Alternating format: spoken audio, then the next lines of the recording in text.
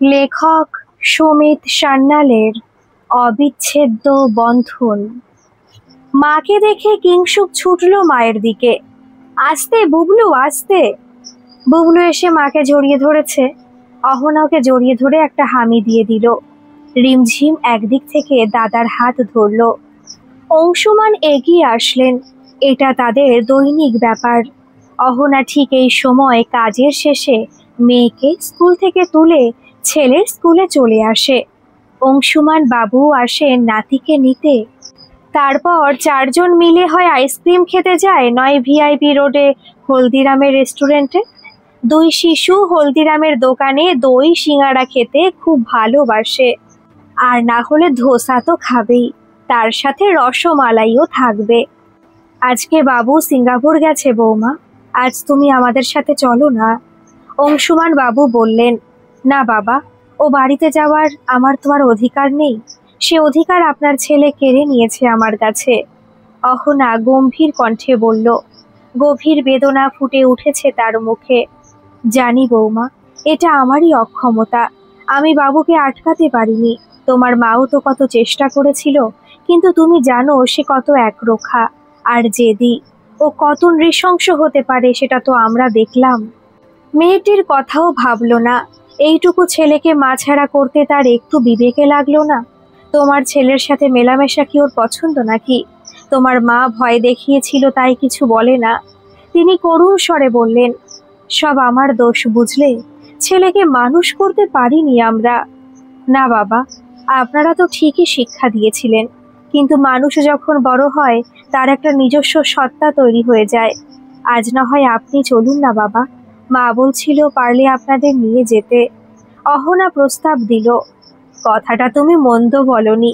বাবু ফিরবে রবিবার, আমরা শনিবার অবধি থাকতেই পারি ওই বাড়িতে। যেমন কথা তেমন কাজ। দুই বালক বালিকা লাফিয়ে উঠল। দুজনে ছুটে গিয়ে মায়ের গাড়িতে উঠে পড়ল। বুবলু, রিমঝিম, চুপ করে শান্ত হয়ে বসবে।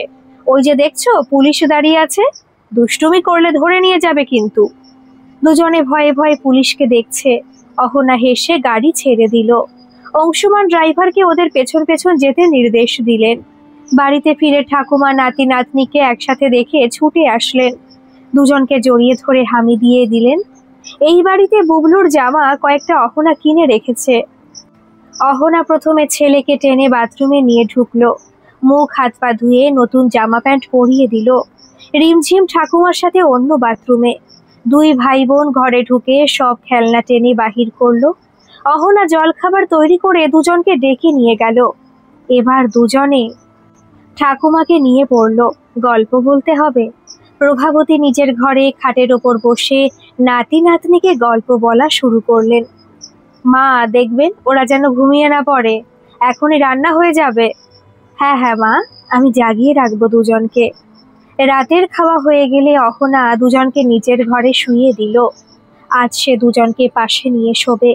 অন্য সময় তার একটা দিক খালিই থাকে। এমন একটা দিন যায় না যেদিন তার চোখের জলে তার বালিশ ভিজে যায় না। সেদিন শুয়ে শুয়ে সব অতীতের ছবি ভেসে ওঠে তার মানসে। তার মনের মাঝে একটা কাঁটা সবসময় বিঁধে থাকে। হৃদয়ের একটা অলিন্দ তার ফাঁকা হয়ে গেছে। সুপ্রিয় আর অহনা পরস্পরে পরস্পরকে ছোটবেলা থেকে জানতো। দুজনের বাবা বাল্য বন্ধু ছিলেন। অহনার বাবা অরুণ কান্তি হোম চৌধুরী আর্মিতে ইঞ্জিনিয়ার ছিলেন। সুপ্রিয়র বাবা অংশুমান রায়ের ঝোঁক ছিল সিভিল সার্ভিসে। তিনি আইএস পাশ করেছিলেন। প্রথম দিকে তাকে দেশে বিভিন্ন জায়গায় কাজ করতে হয়েছিল, কিন্তু তিনি যেহেতু পশ্চিম বাংলা ক্যাডারের আমলা ছিলেন, তিনি দীর্ঘদিন কলকাতাতে ছিলেন আর সেখানে রিটায়ার করেন। অহনার বাবার সে সুবিধা ছিল না, তাই মেয়ে মাধ্যমিক পাশ করার পর মা বেটিকে কলকাতার বাড়িতে রেখে যেখানে ওনার পোস্টিং হতো সেখানে গিয়ে থাকতেন। ইঞ্জিনিয়ার হওয়ার দরুন তাকে দূরবর্তী অঞ্চলে যেতে হয়নি। সুপ্রিয় আর অহনার সম্পর্ক অন্তরং আর ঘনিষ্ঠ হয়ে উঠেছিল। মাধ্যমিকের পরে যখন সে তার মায়ের সাথে পাকাপাকিভাবে কলকাতা চলে এসেছিল, তখন দুই পরিবারের ঘন ঘন আসা যাওয়া হতো। দুজনে একসাথে একই স্কুলে উচ্চ মাধ্যমিক পর্যন্ত পড়াশোনা করেছে। দুজনের সম্পর্ক এখন বন্ধুত্বের সম্পর্ক থেকে অনেক বেশি এগিয়ে গেছে। দুই পরিবারে তাতে বিশেষ আপত্তি ছিল না। উচ্চ মাধ্যমিকের পরে আইআইটিতে চান্স পেয়ে সুপ্রিয় খড়গপুরে চলে গিয়েছিল, কিন্তু সুযোগ পেলেই সে কলকাতায় তার প্রেয়সীর কাছে চলে আসতো। গোপন অভিসারের সেই দিনগুলি আজও অহনার স্মৃতিতে রয়ে গেছে। অহনা তখন প্রেসিডেন্সি কলেজে পড়ছে। প্রেসিডেন্সি কলেজ তখন ইউনিভার্সিটি হয়নি। বিটেক পাশ করে সুপ্রিয় এমটেক করার জন্য স্কলারশিপ পেয়ে গেল। অহনাও এমএসসিতে ভর্তি হলো। সময় এগিয়ে যাচ্ছে। দুই পরিবারে জানি এদের বিয়ে দিতে হবে, কিন্তু কেউ কাউকে বাধ্য করবে না। পড়াশোনা হয়ে যাক, দুজনে নিজের কর্মক্ষেত্রে প্রতিষ্ঠিত হোক। সঠিক সময় কোনো এক শুভ লগ্নে চার হাত এক করে দিলেই হবে। সেদিন বাড়িতে জোর আলোচনা চলছে। অহনা হাত পা নেড়ে কথা বলছে। তার মা বাবা বসে আছেন। আমি বলছি, আমি যদি আইআইটিতে রিসার্চ করি তাতে ক্ষতি কি আছে? আমাদের দেশে আইআইটি হচ্ছে টপে। সুপ্রিয় যুক্তি দিয়ে বোঝাবার চেষ্টা করছে। বোকার মতো কথা বলো না প্রিয়। প্রিন্সটন ইউনিভার্সিটির সাথে আইআইটি তুলনা হয় না। প্রিন্সটনের ফেলোশিপ পাওয়া গর্বের ব্যাপার, তোমার আমারও। অহনা বলল। দুজনের মা বাবা নিজেদের মধ্যে দৃষ্টি বিনিময় করলো। তুমি বুঝতে পারছো না মনি, 5 বছর। তাতে কি হয়েছে প্রিয়? এই সুযোগ ছেড়ে দেওয়া পাগলামি। তোমার কিসে এত আপত্তি আমরা সকলেই জানি বাবা। মনি তো রইল। তোমাদের দুজনের মঙ্গলের জন্যই এই সুযোগ তোমার নেওয়া উচিত। অহনার মা সুনন্দা বললেন। আমরা একটা কাজ করতে পারি দাদা, সুপ্রিয়র মা প্রভাবতী বললেন। যাওয়ার আগে আমরা একটা ছোটখাটো অনুষ্ঠান করে আশীর্বাদটা সেরে রাখতে পারি। আমাদের বন্ধু বান্ধব আসলো, ওদের বন্ধু বান্ধব আসলো, একটা ফর্মাল এনগেজমেন্ট মতো। হ্যাঁ হ্যাঁ, এটা ভালো হবে, কি বলো? সুনন্দা বললেন। অহনা সুপ্রিয়র দিকে চেয়ে আছে। সুপ্রিয় খুশি না হলেও নিমরাজি হয়েছে। তারপরে আরো 6 বছর কেটে গেছে। সুপ্রিয় একটি বহুজাতিক কোম্পানিতে গত বছর যোগ দিয়েছে, একেবারে ডেপুটি জেনারেল ম্যানেজারের পোস্টে। বিশাল মাহিনার অঙ্ক, নানা রকমের সুবিধা। অহনাও কলকাতা ইউনিভার্সিটি থেকে ফিজিক্সে পিএইচডি করে প্রেসিডেন্সিতে যোগ দিয়েছে। অহনা সুপ্রিয় বিদেশ থেকে ফেরার পরে তার মধ্যে একটা বড় পরিবর্তন লক্ষ্য করেছে। সে ভীষণ বৈষয়িক হয়ে গেছে। সে প্রায় বলে, ওই দেশে থেকে আমি একটা জিনিস উপলব্ধি করেছি, তোমার পকেটে যদি মালকড়ি না থাকে কেউ তোমাকে পুজবে না। তুমি বলতে চাইছো ভালোবাসা, দায়িত্ববোধ, গুরুজনকে শ্রদ্ধা করা এইসব বাজে কথা? অহনা বলে। আমি কি তাই বলেছি নাকি? কিন্তু ভেবে দেখো, তোমার পকেটে টাকা না থাকলে কি তুমি এই সব কিছু পালন করতে পারবে? শেষ পর্যন্ত দুজনে অরাজিতে রাজি হয়েছে। অহনা আরও দেখেছে ইদানিং সুপ্রিয়র অহমিকাও একটু বেড়েছে। প্রিন্সটন ইউনিভার্সিটি থেকে পিএইচডি, বড় মাহিনার চাকরি, পদমর্যাদা, নতুন দামি গাড়ি, এই সব যেন তার মাথায় চেপে বসেছে। আজ অহনার সুপ্রিয়র বিবাহ বেশ জাঁকজমক করেই সব আয়োজন করা হয়েছে। যদিও এই বিয়েতে যৌতুকের কোনো ব্যাপার ছিল না, খাট বিছানা ফার্নিচারও সুপ্রিয় নিতে রাজি হয়নি। আমি আমার বউকে যথেষ্ট সুখ স্বাচ্ছন্দ্য যদি দিতে না পারি তাহলে তো আমার বিয়ে করাই উচিত নয়, সুপ্রিয় বলেছিল। বিয়ে রিসেপশনের জন্য সে স্যাটারডে ক্লাব বুক করেছিল। শেষ পর্যন্ত ছেলেবেলার বন্ধুত্ব আজ পরিণয়ে পরিণত হয়েছে। আগামী 3 বছরের মধ্যে অহনা 2টি সন্তানের জন্ম দিয়েছে। প্রথমে একটা ছেলে, তার 1 বছর 2 মাস পরে একটা মেয়ে। দুজনে এমনটাই প্ল্যান করেছিল। বাচ্চা মানুষ করার জন্য তো সময় চাই। 40 বছর বয়সে বাচ্চা হলো, আমাদের চুলে পাক ধরে গেছে, দাঁত পড়তে শুরু করেছে, তখনও ছেলেমেয়ের পড়াশোনা চলছে, তার কোনো মানে হয় না, সুপ্রিয় বলে। ধকলটা যদিও অহনাকেই সইতে হয়েছে, কিন্তু সে স্বামীর সাথে একমত হয়ে ঘন ঘন সন্তান ধারণ করেছে। দুজনে বেশ গুছিয়ে সংসার করছিল। নিজের কাজের সাথে ছেলেমেয়ের দেখাশোনা ভালোভাবেই চলছিল। প্রতিদিন সুপ্রিয় বাড়ি ফিরলে সবাই মিলে বেড়াতে বেরিয়ে যেত। মা বাবা তো ছিলেনই, নাতি নাতনি তাদের যেন অন্তপ্রাণ। বিয়ের 1 বছর পরেই অহনার মা হঠাৎই মারা যান। বাবা মারা যান মেয়েটি জন্মাবার পরে। সুপ্রিয়র মা বাবা পুত্রবধূকে নিজের মেয়ের মতোই স্নেহ করতেন, ভালোবাসতেন। সুতরাং অহনা শীঘ্রই তার আঘাত কাটিয়ে উঠতে পেরেছিল। বাবার বাড়িটা এখন উত্তরাধিকার সূত্রে অহনার কাছে চলে এসেছিল, কিন্তু তাতে তার মাথা ব্যথাই বেড়েছিল। ওদের বাড়িটা পুরনো স্টাইলের বাড়ি, বড় বড় ঘর, বিশাল হলঘর, হলঘরের ভেতর দিয়ে দোতলার সিঁড়ি উঠে গেছে। এত বড় বাড়ি ভাড়া দেওয়া মুশকিল। অহনার ঠাকুরদা বাড়িটা গত শতাব্দীতে তৈরি করেছিলেন, বেশ রক্ষণাবেক্ষণের প্রয়োজন। একজন লোক রেখেছে দেখাশোনা করবার জন্য। সে একদিন এসে জানালো প্রমোটাররা তাকে এসে শাসাচ্ছে। অহনার কাছেও ইতিমধ্যে কিছু প্রমোটার ঘোরাঘুরি করতে আরম্ভ করেছে। তুমি কেন এইসব উটকো ঝামেলা পোয়াতে চাইছো মিতু? দিয়ে দাও না বাড়িটা। সুপ্রিয় বলল, আমি সেটা চাই না প্রিয়। ওই বাড়ির সাথে আমার অনেক স্মৃতি জড়িয়ে আছে। থাক না। ওই সব ছেদো সেন্টিমেন্ট দিয়ে আজকাল দিন চলে না। প্র্যাকটিক্যাল হতে হবে। শেষ পর্যন্ত অহনা বাড়িটা বিক্রি করে দিল। কয়েকদিন পরে সুপ্রিয় একদিন একটা নির্মীয়মান ফ্ল্যাট বাড়ির ব্রোশার অহনার হাতে দিল।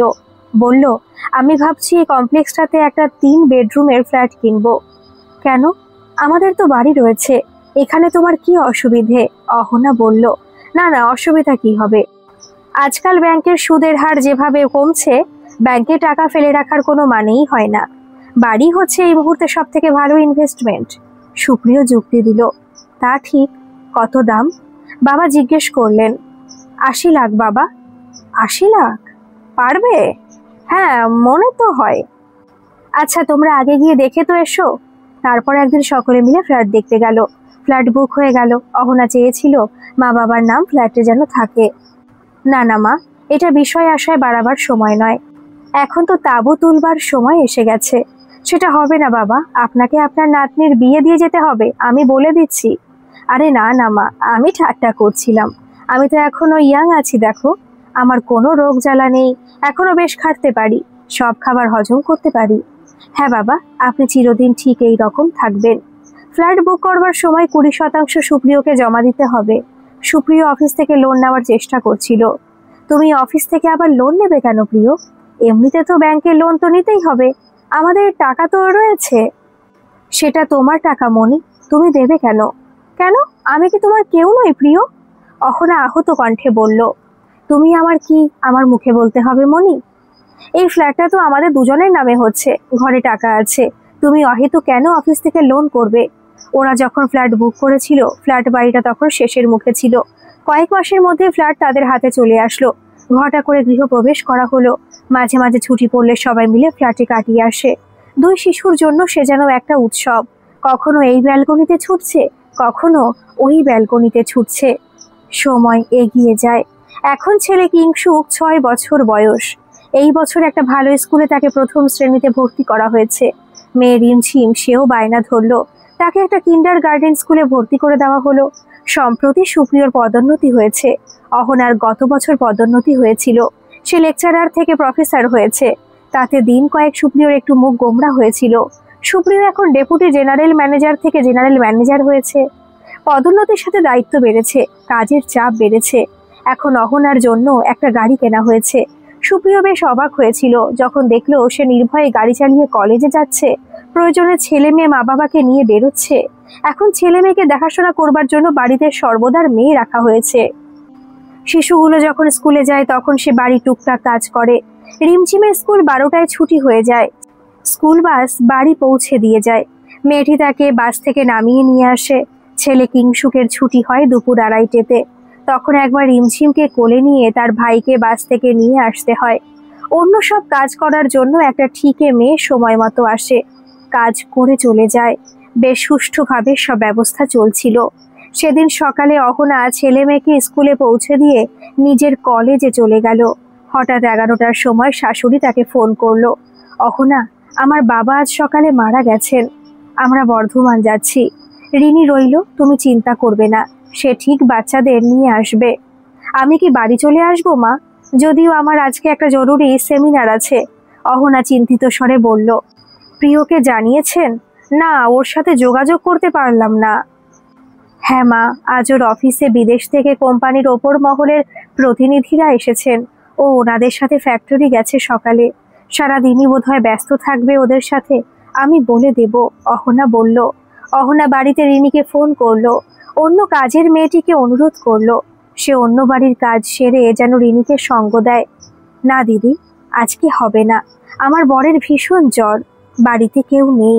আমি বাড়ি ফেরার আগে একবার রিনিদিকে দেখে আসব। যদি কোনো দরকার থাকে।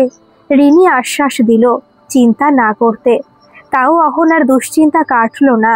সুপ্রিয়কে কয়েকবার ফোন করার চেষ্টা করে ব্যর্থ হলো। সুপ্রিয়কে মেসেজ করে দিল, যদিও দাদু মারা যাওয়ার খবরটা দিল না। সেদিন বিকেলে 3টে নাগাদ সুপ্রিয় কনফারেন্স রুমে ব্যস্ত।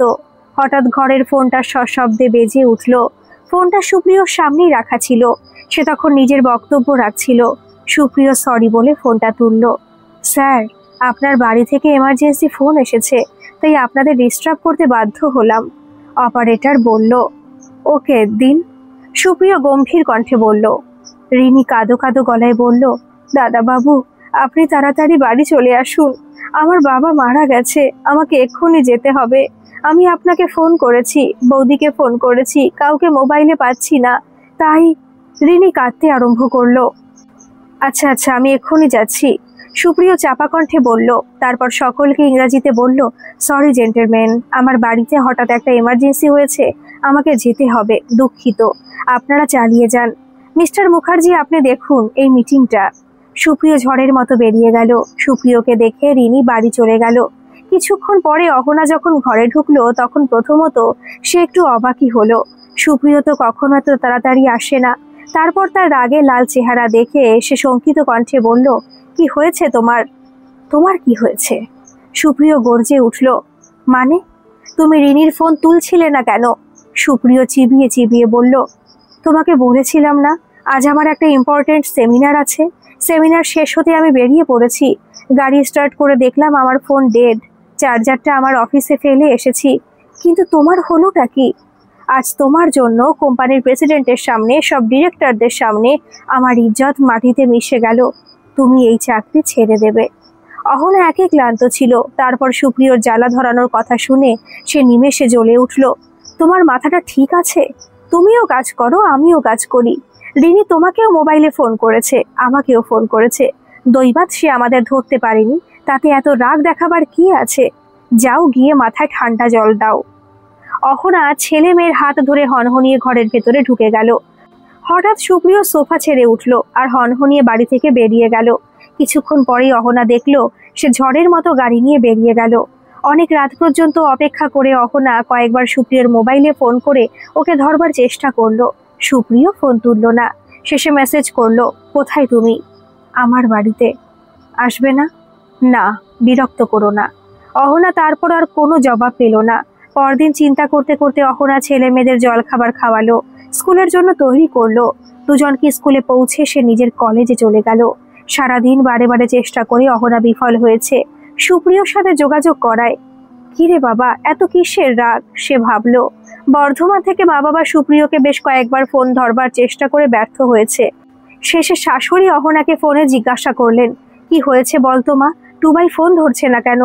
কিছুই না মা, ওর বিদেশ থেকে বড় কর্তারা সব এসেছে, ও এখন ভীষণ টেনশনে আছে, বিরক্ত করলে কামড়েও দিতে পারে।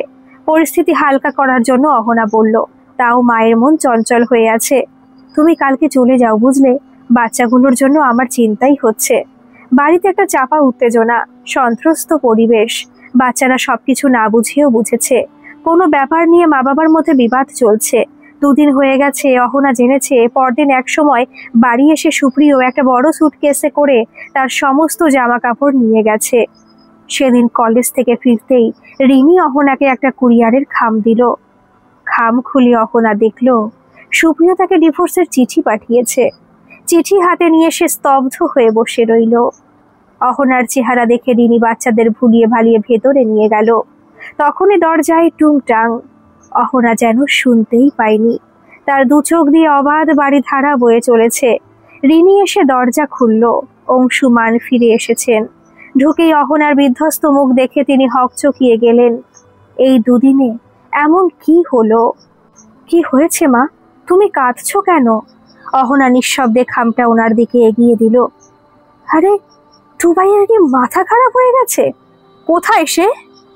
সে নিজের বাড়িতে। নিজের বাড়িতে মানে ফ্ল্যাটে? অহনা মাথা নাড়ল। আমি দেখছি। তিনি তৎক্ষণাৎ যাওয়ার জন্য তৎপর হলেন। এখন যাবেন না বাবা, আপনি অনেকটা পথ জার্নি করে এসেছেন, আজকে থাক, না হয় আপনি কালকে যাবেন। না না, আমি ঠিক আছি। তারপর অহনার অশ্রুস্নাত মুখের দিকে তাকিয়ে ওনার মনটা হু হু করে উঠল। আপনার গিয়ে কিছু হবে না বাবা, ও আমাকে চায় না। লড়াই করে কি সম্পর্ক টিকিয়ে রাখা যাবে? অহনা এমন করুণ স্বরে বলল যে অংশুমান বাবুর 2 চোখ ভরে আসলো। পরদিন বিকেলে তার ফ্ল্যাটে পৌঁছে সুপ্রিয় দেখলো বাবা দাঁড়িয়ে আছেন। বাবা তুমি? এটা কি টুবাই? একদিন রিনি বৌমার ফোনে পায়নি বলে সে তোমাকে ফোন করেছে, তোমাকে মোবাইলে পায়নি বলে তোমার অপারেটরকে ফোন করেছে। এতে এমন কি হলো যে তুমি একেবারে ডিভোর্স নোটিশ পাঠিয়ে দিলে? তোমার মাথা কি ঠিক আছে? বাবা বেশ অসন্তুষ্ট, রাগী স্বরে বললেন, তুমি নাকি ওকে ভালোবেসেছিলে, সেই কারণে তুমি আমেরিকা যেতে চাওনি। সেখানে তুমি কি হাতি ঘোড়া শিখেছো? আমি জানি না, কিন্তু সেখানকার বিষাক্ত কালচার পুরোপুরি রপ্ত করে এসেছো। অসভ্যতা, উগ্রতা আর অহমিকা পুরোপুরি শিখে এসেছো। আমার যা কিছু বলার আমি আমার নোটিশে বলে দিয়েছি। আমার সাথে থাকতে গেলে ওকে চাকরি ছাড়তে হবে। সেদিন ওর জন্য আমাকে কোম্পানির প্রেসিডেন্টের সামনে, বোর্ড মেম্বারদের সামনে অপদস্থ হতে হয়েছে। তোমাকে কেউ কিছু বলেছে? না, মুখে কিছু বলেনি, কারণ ওরা তো তোমার মতো অমানুষ না। তারা জানে মানুষের জীবনে কখনো কখনো এমার্জেন্সি আসতেই পারে। আর বৌমা কেন চাকরি ছাড়বে তোমার জন্য? কে তুমি? সে তোমার মতোই এক নামকরা ইউনিভার্সিটি থেকে পিএইচডি করেছে। সেই নামকরা ইউনিভার্সিটি তাকে সসম্মানে কাজ দিয়েছে। ওইসব আমি জানি না, আমার যা বলার আমি বলে দিয়েছি। সুপ্রিয় বাবার পাশ কাটিয়ে নিজের জামা কাপড় নিয়ে বাথরুমে ঢুকে গেল। বাবা আহত মুখ নিয়ে ফিরে গেলেন। সেদিন সুপ্রিয় আর অহনার ডিভোর্স কেসের শুনানির দিন। বাচ্চারা স্কুলে চলে গেছে, দুজনে কোর্টে উপস্থিত। সুপ্রিয়র মা বাবাও অহনার সাথে এসেছেন।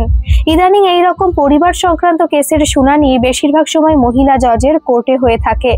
আজকের কেসে জজ হচ্ছেন শ্রীমতী কৌশানী ভদ্র। কোর্টের শুনানি শুরু হলো।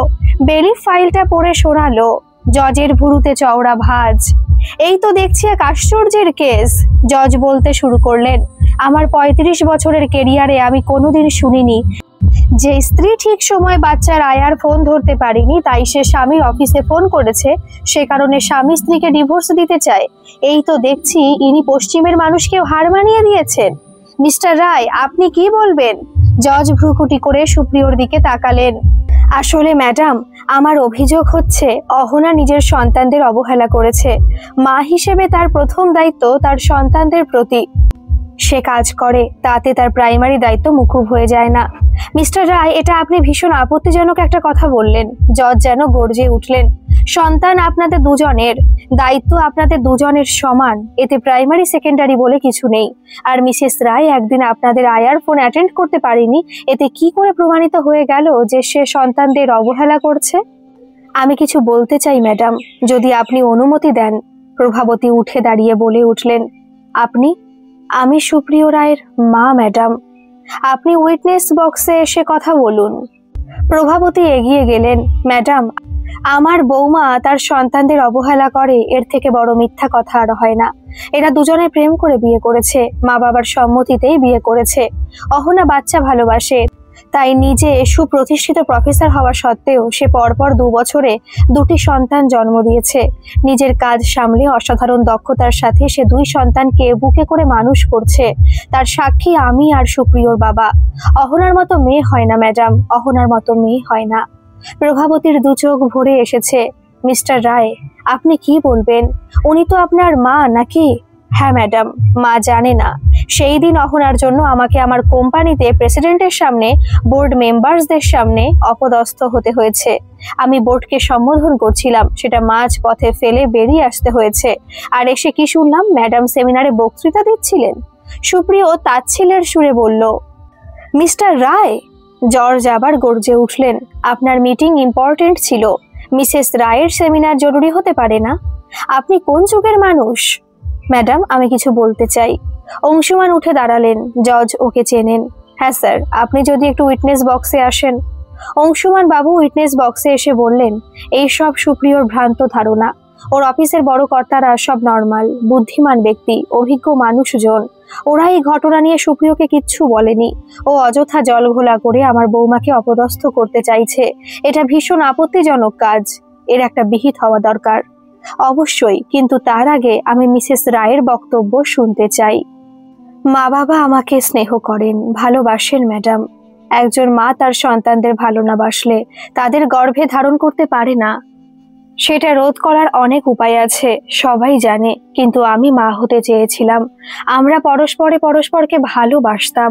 আমি ভেবেছিলাম আমাদের সন্তান এই ভালোবাসাকে পরিপূর্ণ করবে, চিরস্থায়ী করবে, কিন্তু আমার ভাগ্য খারাপ। আমার স্বামী আজ আর আমাকে ভালোবাসে না। আপনি যদি এই মামলা নাকচ করে দেন, তাতে আমি আমার স্বামীকে ফিরে পাবো না, তার ভালোবাসা ফিরে পাবো না। তাই আমি আর এই মামলার বিরোধিতা করতে চাই না। ও যা চায় তাই দিয়ে দিন ম্যাডাম। অহনা তার মুখ ঘুরিয়ে নিয়েছে, মুখ চেপে কান্না থামাবার চেষ্টা করছে। কোর্টরুমে সেই সময় অনেকের চোখে জল, জজের চোখও ঝাপসা হয়ে গেছে। কিছুক্ষণ ঘরে নিস্তব্ধতা ছেয়ে রইল। আপনাদের 2 সন্তান আছে, তাদের কি হবে? শেষে জজ বললেন, আপনি আমার মেয়েকে আমায় দিয়ে দিন ম্যাডাম।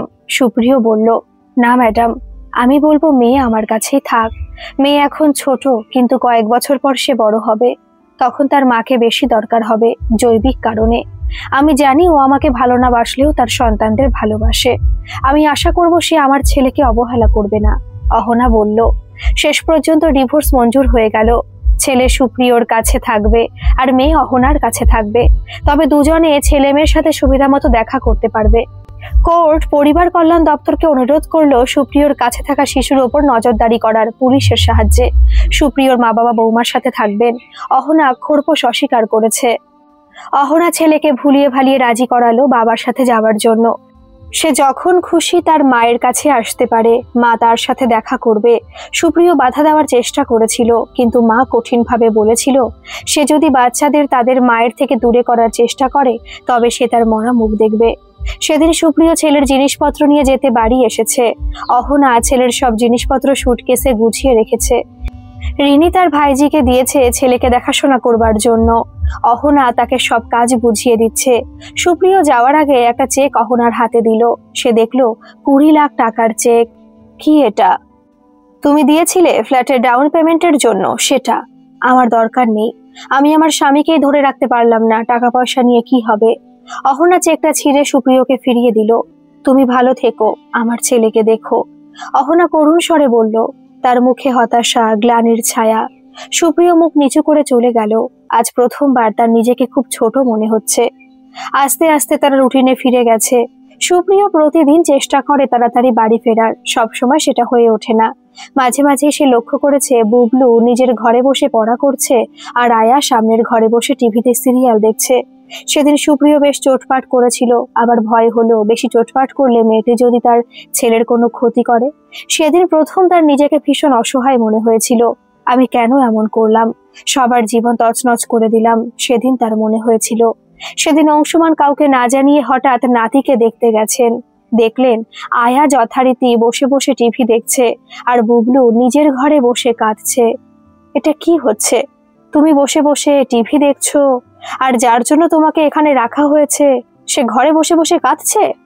অংশুমান রক্তচক্ষু নিয়ে বললেন। তখনই সুপ্রিয় বাড়ি ঢুকলো। সেও বাবার সাথে যোগ দিল। আমার ভুল হয়ে গেছে দাদা, আর কখনো হবে না। সে হাতে পায়ে ধরছে। অংশুমান বাড়িতে অহনাকে ফোন করলো। অহনা রিনিকে নিয়ে ছুটে আসলো। রিনিও ভাইজিকে বকতে আরম্ভ করলো। সুপ্রিয় 1 মাসের মাহিনা দিয়ে আয়াকে বিদায় করলো। ঠিক হলো অংশুমান এই বাড়িতে থাকবেন। কয়েকদিনের মধ্যে সুপ্রিয় আরো একটা আয়া জোগাড় করে ফেললো। অহনা প্রতিদিন ছেলের স্কুলে যায়, তারপর অনেকটা সময় তারা একসাথে কাটায়। প্রতিদিন ভিন্ন ভিন্ন প্ল্যান হয়, কখনো গঙ্গার ঘাট, কখনো গড়ের মাঠে খেলা, ছুটোছুটি, তারপর নানা মুখরোচক খাওয়া। অংশুমান বাবু সাথে থাকেন। তিনিও সময় পান নাতনির সাথে কিছুটা সময় কাটাবার। যখন সুপ্রিয় কলকাতার বাহিরে যায় ওরা সবাই একসাথেই থাকে। সুপ্রিয় সবই জানে, কিন্তু সে বিরোধ করে না।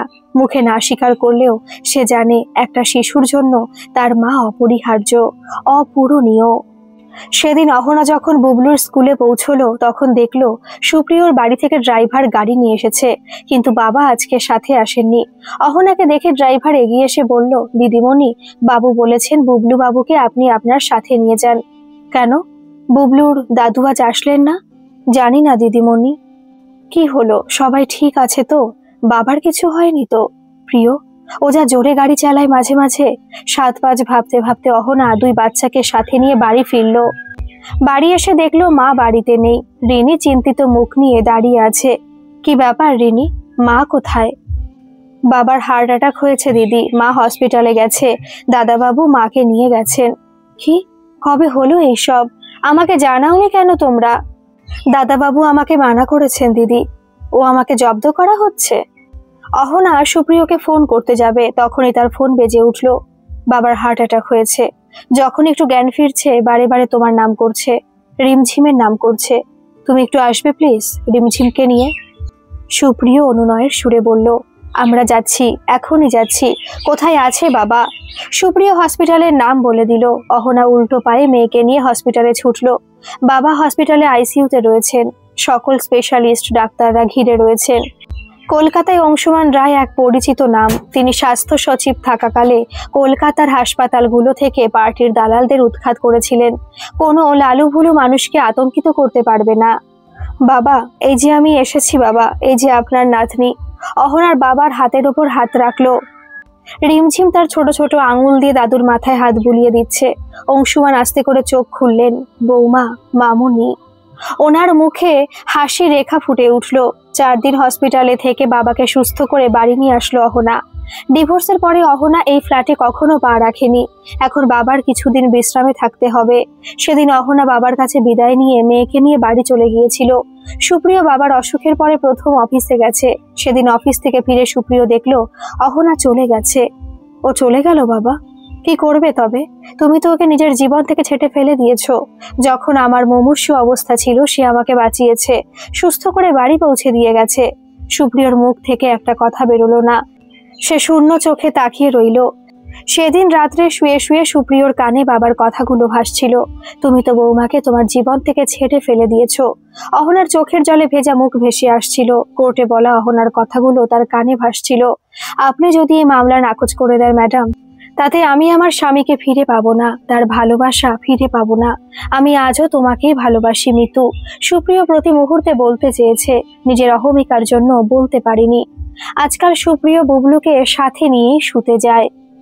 নিষ্পাপ বালকের দিকে তাকিয়ে থাকতে থাকতে তার দু চোখ ঝাপসা হয়ে যায়। ওই পাশে রিমঝিম নেই, নেই অহনা। একদিন সুপ্রিয় বুবলুকে ঘুম পাড়াচ্ছে। হঠাৎ সে প্রশ্ন করলো, তুমি কি বোনকে একটুও ভালোবাসো না বাবা? সুপ্রিয় অবাক। আমি তোমাদের দুজনকে ভালোবাসি সোনা। তুমি তো কখনো ওর কাছে যাও না, ও মায়ের কাছে থাকে, তাই তুমি ওকে দেখতে যাও না। সুপ্রিয় চুপ। তুমি আর আমার মাকে ভালোবাসো না? না বাবা। সুপ্রিয় ছেলের মুখের দিকে চেয়ে রইল। বালকের মুখে কেমন করুণ ভাব। সুপ্রিয় ওকে বুকের মধ্যে টেনে নিল। কিছুক্ষণ পরে দেখলো ছেলে বাবার বুকে নিশ্চিন্তে ঘুমিয়ে পড়েছে। ছেলেকে ভালো করে শুয়ে দিয়ে সুপ্রিয় ব্যালকনিতে এসে দাঁড়ালো। শুক্লপক্ষের তৃতীয়ার চাঁদ নির্মেঘ আকাশে। তার হাসি ঠোঁটের ওপরে একটি তিলের মতো। একটি তারা নিয়ে জেগে উঠেছে। শহরের কোলাহল প্রায় স্থিমিত হয়ে এসেছে। তার 30 তলার এই ফ্ল্যাটে বাহিরের আওয়াজ এমনিতেই কম শোনা যায়। কতদিন রিমঝিমকে দেখেনি সে। রিমঝিমের মুখটা ভেসে উঠেছে সুপ্রিয়র চোখের সামনে। একেবারে ছাঁচে গড়া মুখটা, একেবারে মায়ের মতো। 5 বছরের অহনার মুখ বেশ ভালোভাবেই মনে আছে তার। কথা বলবে ঠিক মায়ের মতো, আর সে উচ্ছল হাসিটা। সুপ্রিয় একটা দীর্ঘশ্বাস ছাড়লো। পকেট থেকে সিগারেটের প্যাকেটটা বের করে দেখলো এখনো 5টা বাকি। বাচ্চাদের সামনে ওকে সিগারেট খেতে দিত না অহনা। অভ্যেসটা রয়ে গেছে। আগামীকাল রবিবার। সকাল হতে বুবলু দাদুকে তাড়া দেয়, তাড়াতাড়ি চলো, বোন বসে আছে। রবিবার বুবলু মায়ের কাছে গিয়ে জল খাবার খায়। রবিবার মা লুচি তরকারি দেবে, আর সাথে মোহনভোগ। ছুটির দিনে বুবলু দাদুর সাথে মায়ের কাছে চলে যায়। গরমের ছুটিতে তো সেটা প্রতিদিন হয়। গরমের ছুটিতে কোথাও বেড়াতে গেলে অহনা বাবাকে দিয়ে বলে পাঠায়। সুপ্রিয়র মনে পড়ে গরমের ছুটিতে সকলে মিলে পাহাড়ে বেড়াতে যাওয়া। কখনো দার্জিলিং গ্যাংটক, কখনো সিমলা কুলু মানালি, কখনো উটি। সেই সময় সে যেন অহনাকে নতুন করে আবিষ্কার করত। আজ সে রিক্ত। নিজের দোষে সব শেষ করে দিয়েছে। পুজোর দিন কয়েক সব থেকে খারাপ লাগে সুপ্রিয়র। সেই সময় বাবাও বাড়ি চলে যান। বুবলুও চলে যায় মায়ের কাছে। তার 30 তলার ব্যালকনিতে দাঁড়িয়ে সে দেখে সারা শহরে আলোর বন্যা বয়ে যাচ্ছে। চারিদিকে ঢাকের আওয়াজ। ওর হাউসিং কমপ্লেক্সে পুজো হয়। সেখানে গিয়ে দাঁড়ায় কিছুক্ষণ। প্রতিবার ঠিক কেউ না কেউ এসে ওকে খোঁচা দেবে। ছেলে মেয়েদের নিয়ে আসলেন না দাদা? বৌদি, ও সরি। ইচ্ছে করে খুঁচিয়ে ঘা করা। ছেলের একটু শরীর খারাপ হলে বাবা সাথে সাথে নাতিকে নিয়ে বাড়ি চলে যাবেন। আমি কি আমার ছেলেকে দেখবো না? ছেলেও মায়ের কাছে যাওয়ার জন্য জেদ করবে। অসুস্থ ছেলেকে বকতে মায়া লাগে সুপ্রিয়র। সেদিন বুবলুর স্কুলে পৌঁছতে একটু দেরি হয়ে গেছে অহনার। সে সবসময় যে পথে যায় আজ সে পথ বন্ধ, ঘুরে আসতে হয়েছে। রাস্তার উল্টো দিকে সবে গাড়ি দাঁড় করিয়েছে, ছুটির ঘন্টা বেজে উঠল। অংশুমান আগেই পৌঁছে গেছেন, লাইন করে ছেলেরা বেরোচ্ছে। ওই তো দেখা যাচ্ছে। মাকে দেখেই বুবলু ছুটল মায়ের দিকে। অহনা বলতে যাচ্ছে আস্তে আস্তে, তখনই দেখলো একটা গাড়ি বেশ জোরেই তেড়ে আসছে যেন। বুবলু! অহনা ঝাঁপিয়ে পড়ে ঠেলে ছেলেকে দূরে সরিয়ে দিল। গাড়িটা ব্রেক কষতে কষতে সজোরে ধাক্কা দিল অহনাকে। নিমেষে ঘটে গেল সব। সকলে ছুটে এসেছে। বুবলু আতঙ্কিত। রাস্তায় রক্ত ছড়ানো, অহনা অজ্ঞান। তার নাক মুখ দিয়ে রক্ত ঝরে পড়ছে। দুই বালক বালিকা মায়ের পাশে লুটিয়ে পড়ে কাঁদছে। স্কুলের কর্তৃপক্ষ অ্যাম্বুলেন্স ডেকেছে, পুলিশ চলে এসেছে। কয়েক মিনিটের মধ্যে অ্যাম্বুলেন্স ছুটল হসপিটালে। অংশুমান হসপিটালের কর্তৃপক্ষকে ফোন করে দিয়েছেন, স্ত্রীকে ফোন করেছেন। প্রভাবতী মুখ কালো করে হসপিটালের ইমার্জেন্সির সামনে দাঁড়িয়ে আছে। আপনি চিন্তা করবেন না sir, we will do our best, have faith. Senior doctor এগিয়ে এসে বললেন। অহনাকে অপারেশন থিয়েটারে নিয়ে যাওয়া হয়েছে। প্রভাবতী নাতি নাতনিকে সামলাচ্ছেন। সবার বুক ঢিপ ঢিপ করছে। ওটি দরজায় লাল আলোটা তাদের উৎকণ্ঠা বাড়িয়ে তুলছে। এত সময় লাগছে কেন? একসময় ডাক্তার ওটি থেকে বেরিয়ে আসলেন। কিছু বলতে পারছি না স্যার, হেড ইনজুরি হয়েছে, একটা পায়ের হাড়ও ভেঙেছে। ভাগ্য ভালো, শরীরে আর কোনো বড় আঘাত নেই। তবে আমরা সব টেস্টের ব্যবস্থা করছি, ব্রেন এমআরআই করাচ্ছি, সিটি স্ক্যান করাচ্ছি। আমাদের এখানেই হয়ে যাবে। ব্লাড লাগতে পারে, আমরা ব্লাড ব্যাংকে দেখছি। আপনার কোনো জানাশোনা আছে এ নেগেটিভ গ্রুপে? হ্যাঁ, আমার ব্লাড গ্রুপ এ নেগেটিভ, আমি ব্লাড দেব। এখনই লাগবে না স্যার, বাচ্চাদের আপনি বাড়ি পাঠিয়ে দিতে পারেন স্যার। না, আমরা মাকে ছেড়ে যাব না। দুই শিশু সজোরে কাঁদতে আরম্ভ করলো। অংশুমান সুপ্রিয়কে ফোন করলেন। তুমি কোথায়? তিনি নিজেকে সংযত করার চেষ্টা করছে। আমি বাড়ি ফিরছি বাবা। না, তুমি পিজি হসপিটালে চলে এসো। বৌমা গাড়ি চাপা পড়েছে, ওটিতে আছে। সুপ্রিয় কাছাকাছি ছিল। কয়েক মিনিটের মধ্যে পিজিতে পৌঁছে গেল। দেখলো মা বাবা ভয়ার্থ বেদনার মূর্তি হয়ে দাঁড়িয়ে আছেন। ছেলে মেয়ে কাঁদতে কাঁদতে নেতিয়ে পড়েছে। সুপ্রিয় ছুটোছুটি করতে আরম্ভ করলো। অনেকক্ষণ পরে অহনাকে স্ট্রেচারে করে ওটি থেকে বাহিরে নিয়ে আসা হলো। সকলে ছুটে গেল। না না, আপনারা ভিড় করবেন না, আমরা ওনাকে ব্রেন সিটি স্ক্যান করতে নিয়ে যাচ্ছি। কিডনি লিভার স্ক্যানও করতে হবে, ডাক্তার বললেন। সুপ্রিয় স্ট্রেচারের সাথে সাথে চলল। বললাম তো, আপনারা অপেক্ষা করুন, ডাক্তার বিরক্তির সুরে বললেন। না ডাক্তারবাবু, আমাকে সাথে যেতে দিন, ও আমার স্ত্রী। ও আচ্ছা, ঠিক আছে। ঘন্টা খানেক পর অহনাকে ফিরিয়ে আনা হলো। যে আশঙ্কা করা হয়েছিল অহনার গুরুতর ব্রেন হ্যামারেজ হয়েছে। কি হবে ডাক্তার, আপনি বলুন প্লিজ। সুপ্রিয় দুহাত জোর করে বলল। চিন্তা করবেন না, আমি তো রায় সাহেবকে বললাম, আমরা যথাসম্ভব চেষ্টা করছি। ওনার বয়স তো তেমন বেশি নয়, তবে বুঝতে পারছি না ব্রেনে কতটা ড্যামেজ হয়েছে। সুপ্রিয় সভয় তাকিয়ে রয়েছে। অহনাকে আইসিইউতে রাখা হয়েছে। কিছুক্ষণ পরে ডাক্তার বেরিয়ে এসে বললেন, মিসেস রায়ের জ্ঞান ফিরেছে। আপনারা একজন একজন করে দেখা করে আসুন। মিস্টার রায়, আপনি আগে যান, উনি আপনাকে চাইছেন। সুপ্রিয় ভয়ে ভয়ে ভেতরে ঢুকলো। অহনার চোখ বন্ধ। সুপ্রিয় দেখলো তার চোখের কোল থেকে অশ্রু ঝরে পড়ছে। স্যালাইন দেওয়া হয়েছে। মনি। সুপ্রিয় আস্তে করে তার কপাল স্পর্শ করলো। অহনা চোখ খুলেছে, চোখের দৃষ্টি ঘোলাটে। তুমি ঠিক হয়ে যাবে মনি, ডাক্তার বলেছে। ডাক্তার তো বলবেই। অহনা হাসবার চেষ্টা করলো। সে আবার চোখ বন্ধ করেছে। সুপ্রিয় তার হাত ধরে বসে আছে। এই শোনো। অহনা আবার চোখ খুলেছে। তুমি আমার ছেলে মেয়েদের দেখবে তো? আমি তো আর। অহনার কণ্ঠ অবরুদ্ধ হয়ে উঠল। সুপ্রিয় ফুপিয়ে কেঁদে উঠল। ছুটে বেরিয়ে গেল ঘর থেকে। ডাক্তার এসে অহনাকে ঘুমের ইঞ্জেকশন দিয়ে ঘুম পাড়িয়ে দিলেন। সুপ্রিয় রাতে সকলকে বাড়ি পাঠিয়ে দিল। মা বাবা কেউ যেতে চায় না, কিন্তু শেষ পর্যন্ত বাচ্চাগুলোর জন্য তাদের যেতেই হলো। 15 দিন হসপিটালে থাকবার পর অহনা হাসপাতাল থেকে ছাড়া পেয়েছে। তার একটা পা এখনো প্লাস্টার করা। তবে সে যে মাথায় গুরুতর আঘাত পেয়েছিল, তার ফলে দৈবক্রমে কোনো স্থায়ী ক্ষতি হয়নি। ওষুধ খেয়ে যেতে হবে দীর্ঘদিন। মাথায় কোনো চাপ নিতে বারণ করেছেন ডাক্তার। তাই সে এখন বিশ্রামে রয়েছে। সুপ্রিয় 1 মাস ছুটিতে ছিল। সে যখন দিল্লিতে তার প্রেসিডেন্টকে জানালো তার স্ত্রীর অ্যাক্সিডেন্ট হয়েছে, তখন তিনি একটু ধন্দে পড়ে গিয়েছিলেন। তিনি জানতেন সুপ্রিয় ডিভোর্স হয়ে গেছে তার স্ত্রীর সাথে। আপনি বিয়ে কবে করলেন মিস্টার রায়? আমাকে তো নিমন্ত্রণ করেননি আপনি। না স্যার, আমার আগের স্ত্রীর অ্যাক্সিডেন্ট হয়েছে, তার সাথে আমার ডিভোর্স হয়েছে আমার মন বিকারের ফলে। কিন্তু সে আমার ছেলে মেয়ের জননী, সেই সম্পর্ক কখনো ছিন্ন হতে পারে না। সুপ্রিয় সংযত স্বরে বলেছিল। That's what I love about India. আপনারা আপনাদের কমিটমেন্টের ব্যাপারে সবসময় সিনসিয়ার থাকেন। মার্কিন প্রেসিডেন্ট বলেছিলেন, ওকে, আপনি আপনার ম্যানেজারদের বুঝিয়ে দেবেন কাজ আর মাঝে মাঝে খবর নেবেন। সুপ্রিয় আর অহনা এখন একসাথেই আছে। দুজনে ভুলেই গেছে যে তাদের ডিভোর্স হয়ে গেছে।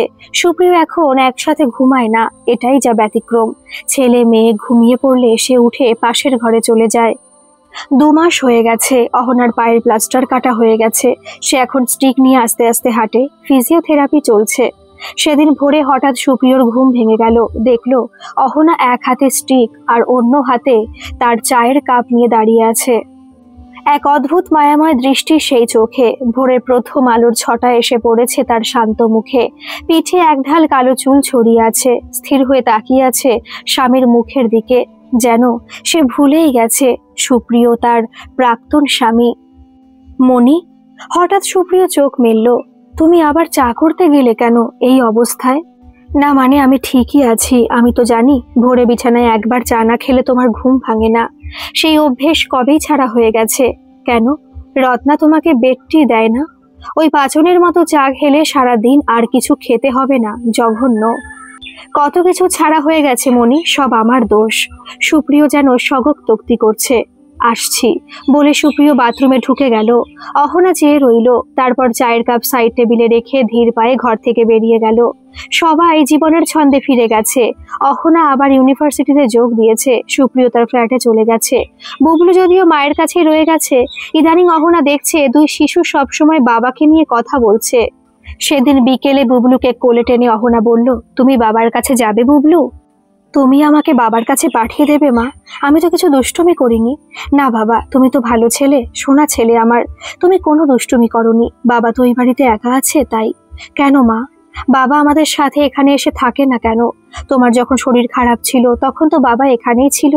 বুবলু তার ছোট ছোট হাত দুটিতে মায়ের গলা জড়িয়ে ধরেছে। অহনার কাছে ছেলের প্রশ্নের কোনো উত্তর ছিল না। সে ভেবেছিল সুপ্রিয় আর তাকে ছেড়ে যাবে না। তখনই দেখলো সুপ্রিয় হাতে একটা ঢাউস সুটকেস নিয়ে দাঁড়িয়ে আছে। কি এটা? অহনার চোখে বিস্ময়। বুবলুর সব জামা কাপড় আছে এতে। বুবলু তো তোমার কাছেই থাকবে। কেন, কি হলো প্রিয়? না, আমি ছেলেকে মানুষ করার যোগ্যতা রাখি না। আমি আমার অহমিকার জন্য তোমার জীবন নষ্ট করেছি। আমি চাই না আমার জন্য ছেলের জীবনটা নষ্ট হয়। না প্রিয়, তুমি সেটা করতে পারো না। তুমি জানো না, সেদিন বুবলু টিচার আমাকে ডেকে বলেছে আপনার ছেলে কেমন যেন হয়ে যাচ্ছে। পরীক্ষার খাতায় সব উত্তর ঠিক লিখছে, কিন্তু কিছু জিজ্ঞাসা করো মাথা হেট করে দাঁড়িয়ে থাকবে। আমি অমানুষ, কারো চোখের জলের ধার ধারিনি। আমার বিষাক্ত ছায়া যেন আর কখনো আমার ছেলে মেয়ের জীবনে না পড়ে। সুপ্রিয়র দু চোখ ভেসে গেছে উদ্বেলিত অশ্রুর প্লাবনে। না গো, তুমি তোমার ছেলে মেয়ের প্রাণ। তুমি সেদিন চলে গেলে ওরা আমাকে প্রতি মুহূর্তে জিজ্ঞাসা করছে বাবা কেন চলে গেল মা? তোমার শরীর খারাপ হলে কি বাবা আমাদের কাছে আসবে? রিমঝিম বলে, আচ্ছা মা, আমি যদি খুব... অহনা ফুপিয়ে উঠল। রিমঝিম এসে বাবার গলা জড়িয়ে ধরেছে। বাবা, তুমি আমাদের সাথে এখানেই থাকো না কেন গো? তুই যাস না টুবাই, মা বাবার সম্পর্ক কখনো শেষ করে দেওয়া যায় না।